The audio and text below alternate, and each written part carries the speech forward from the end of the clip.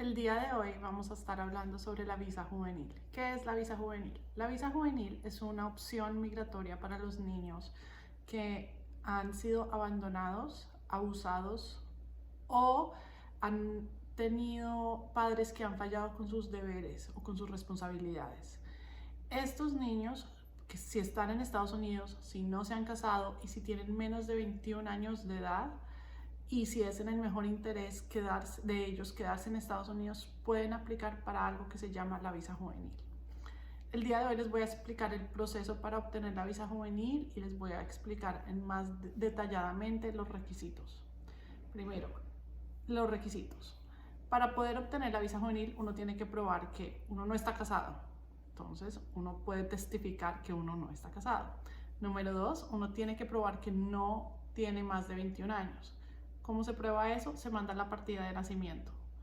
Número 3, uno tiene que probar que un padre, una madre o una madre lo han abandonado, abusado o han fallado en sus deberes, en sus responsabilidades hacia usted.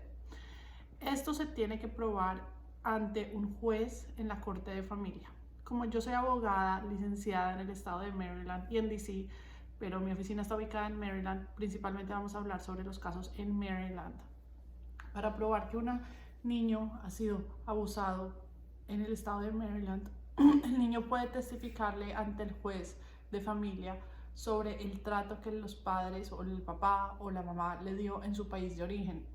Afortunadamente, el estándar que se tiene que aplicar es el estándar de la ley de Maryland, no el estándar del país de origen. Por ejemplo, no vamos a hablar de cómo se tratan a los niños en China o cómo se tratan a los niños en Australia o en México. No, lo que nos tenemos que concentrar es cómo se trata a los niños en Maryland. Entonces, por ejemplo, en el estado de Maryland, ciertas cosas son consideradas abusos que en otros países no lo son. Por ejemplo, tengo muchísimos clientes que me cuentan que su papá les pegaba con un cincho, con un cinturón. En esos casos siempre me gusta preguntarles qué tan frecuente les pegaban, por qué les pegaban, cómo quedaba la piel cuando les pegaban. Cuando estas situaciones ocurren, normalmente en nuestros países, en ciertos países, es normal que nos corrijan de esa manera. Pero en el estado de Maryland eso no es normal y los padres se pueden meter en problemas muy serios si eso ocurre. Entonces, si usted conoce un niño que ha sobrevivido ese tipo de situación o condición en su país de origen, por favor, contáctenme porque puede que ese niño pueda calificar para la visa juvenil. En circunstancias de negligencia o que el padre o la madre han fallado con sus responsabilidades, ¿cuáles son ejemplos frecuentes que veo?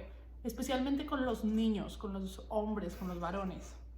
Lo que veo en mi trabajo es los niños que trabajaban en su país de origen. Muchos de los niños vivían en el campo y tenían que trabajar.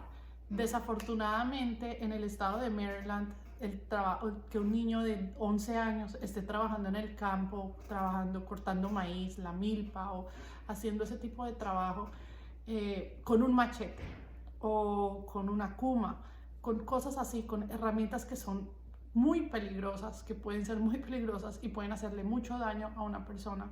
Eso puede ser considerado negligencia, que un padre ha fallado en sus deberes de proteger, de cuidar a su niño y de asegurarse que el niño no se exponga a peligro. Entonces, cuando muchos de mis clientes me cuentan, yo empecé a trabajar cuando tenía 11 años, yo ayudaba a mi papá, de hecho mi papá fue el que me dio el machete. Entonces, para mí esa es una señal de que eso fue negligencia y de hecho he obtenido muchas órdenes necesarias para poder aplicar para la visa juvenil por culpa de eso. O sea, que esos niños están en proceso para la visa juvenil, para obtener la residencia. Otro caso que ocurre es el abandono. Abandono ocurre con ambos, con padres y con madres. He tenido muchísimos niños, muchos clientes que la mamá desapareció, después tuvo el hijo y después se desapareció. O que el papá simplemente, la mamá tuvo el hijo, le dio el nombre al padre y de ahí en adelante no le volvió a dar manutención, no volvió a llamarle el día de sus cumpleaños, ni siquiera el día del cumpleaños, no le compraba ropa, nada. Entonces, en esa situación uno puede argumentar que el padre o la madre han abandonado al menor. ¿Es necesario tener las tres? No. Uno puede aplicar para la visa juvenil si uno establece ante un juez de familia que el papá o la mamá han cometido alguno de los tres. Solo con uno es más que suficiente. Y también otra pregunta que me hacen es, ¿tengo que argumentar que los dos, que el papá y la mamá cometieron eso? No, solo con que uno lo haya cometido, con que o el papá o la mamá lo haya cometido, es más que suficiente también. Por último, el último requisito para la visa juvenil es probar que los mejores intereses del menor están en Estados Unidos con la persona que los está cuidando. Entonces, muchas veces a mí me gusta darles el ejemplo a mis clientes de mi vida, ¿ok? ¿Cuál es mi mejor interés? Mi mejor interés es quedarme acá. ¿Por qué? Pues porque tengo la licencia en Estados Unidos, soy abogada, me está yendo muy bien, soy feliz, tengo mi familia acá, tengo comida, tengo trabajo. Pero ¿qué pasaría si me llegan si me llegan a deportar a China? No conozco el idioma, no tengo trabajo, no tengo licencia, no tengo familia, ¿con quién voy a vivir? Voy a tener que sobrevivir situaciones muy difíciles. Entonces, por esa razón, mi mejor interés es poder quedarme en Estados Unidos. Eso es lo que se tiene que probar para poder aplicar para la visa juvenil. Ahora, el proceso. ¿Cuál es el proceso para la visa juvenil? El primer paso para completar la visa juvenil es ir a la corte de familia. ¿Quién tiene que ir a la corte de familia? La persona que tiene que ir a la corte de familia es el sponsor, es el tutor, es la persona encargada del menor. Entonces, por ejemplo, en muchas situaciones, muchos de mis clientes han pasado por la casa hogar. Cuando la casa hogar dejó salir al menor, la casa hogar le entregó el menor a un adulto. Este adulto se volvió el encargado, el sponsor. Cuando se va a completar el primer paso, es ideal que este encargado sea la persona que complete el proceso ante la corte de familia. O sea, que esta persona pida o la custodia o la tutela del menor. ¿Con quién se tiene que hacer eso? En la corte de familia, en el condado donde viven. En el estado de Maryland, por ejemplo, si el menor vive en Highlandtown o si el menor vive en Hyattsville. Si el menor vive en Hyattsville, tienen que hacerlo en la corte de Prince George's. Si el menor vive en Highlandtown, tiene que hacerlo en la corte de Baltimore City. Entonces, esos son dos ejemplos muy específicos. ¿Qué es lo que tiene que hacer el adulto, la persona responsable del menor? Primero, pedir la custodia y una orden especial, o en otra alternativa es pedir la tutela y la orden especial. Segundo, cuando se hace eso, se va a la corte y se pide eso, se tiene que testificar. Esta es la parte más difícil. El primer paso es el paso más difícil. Después de que se va a la corte y que el juez al menor le da la orden especial y que al tutor le da la custodia o la tutela del menor, se puede mandar una forma I-360 a inmigración. Inmigración va a revisar la forma, se va a asegurar que se hayan mandado todos los documentos y puede que pidan más información o pueda que digan, no, eso es más que suficiente. Cuando se manda la forma I-360, simplemente se le está diciendo a inmigración que lo clasifique al menor como un inmigrante especial juvenil. ¿Eso qué nos da? Desafortunadamente no nos da nada. Eso simplemente nos da un nombre, un título. Pero lo que ese título nos permite hacer es, después de muchos años, de una espera muy larga, se puede aplicar para la residencia. ¿Por qué se tiene que esperar tanto tiempo? Porque desafortunadamente cuando el gobierno creó este remedio migratorio para los niños, este remedio que es tan bonito, crearon un límite de visas juveniles disponibles para los menores. Y como han venido tantos niños que califican para este remedio migratorio, ya no hay visas disponibles. Entonces se ha creado una gran lista de espera, una gran línea de personas esperando para que les den su visa.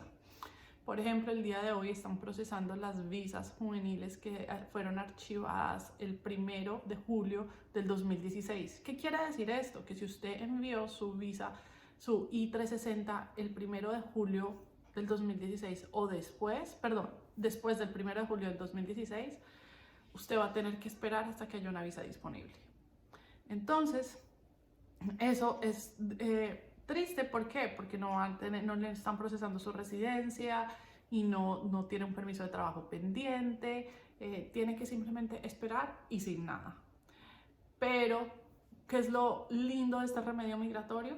Que si usted completa el proceso y es paciente y se espera, a la larga usted va a convertirse en un residente permanente legal. ¿Esto qué le va a permitir? Le va a permitir viajar. Si quiere viajar a su país de origen, lo puede hacer. Es algo que no se puede hacer con otros remedios migratorios. Usted puede trabajar, usted puede hacer muchas cosas. Lo que nunca va a poder hacer es, número uno, pedir a sus padres.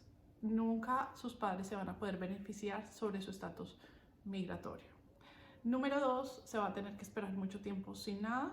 Y número tres, que si usted está en procedimientos de deportación, esto le puede prevenir una deportación, le puede ganar tiempo en Estados Unidos sin que lo remuevan. Eso es muy bueno. Entonces, por eso las personas que califican para la visa juvenil deben hacerlo, así no les dé nada inmediatamente. No se tiene que buscar la felicidad temporal, sino la felicidad permanente, y eso es lo que la visa juvenil les da. Si usted está en procedimientos de deportación y califica para la visa juvenil, es muy importante que trabaje con un abogado supremamente rápido, porque estos procedimientos de la visa juvenil son muy complicados. Es muy complicado entender cómo hacerlo y cómo es. Entonces, si usted está en procedimientos de deportación, es muy importante que trabaje con un abogado para que no le den orden de deportación, para que usted tenga el chance de aplicar para la visa juvenil. Y el juez simplemente le permite hacer este procedimiento, este proceso, y usted a la larga va a tener la residencia. Gracias por ver el video de hoy. Si tienen alguna pregunta, por favor, no duden en contactarme. Mi número de teléfono es 410-941-9049. Gracias.